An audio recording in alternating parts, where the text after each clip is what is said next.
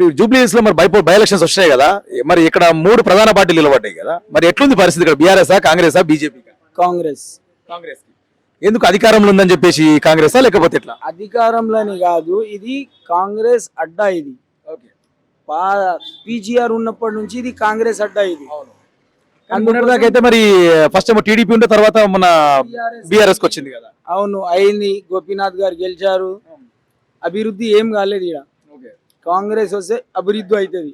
ఈడ ఇప్పటి వరకు ఈ బస్సీలా కాంగ్రెసే పనిచేసింది. ఏ పార్టీ పనిచేయలేదు.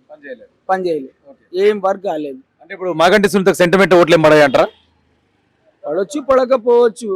సెంటిమెంట్ ఓట్లు, ఎందుకంటే భర్త చనిపోయి ఆమె బరిలోకి దిగింది కాబట్టి రెండు అని ఏమన్నా సామి అది ఏమంటారు, సానుభూతి వేసి ఎవరన్నా ఓటేసి వేయొచ్చు. మాత్రం కాంగ్రెస్ అంటారు. కాంగ్రెస్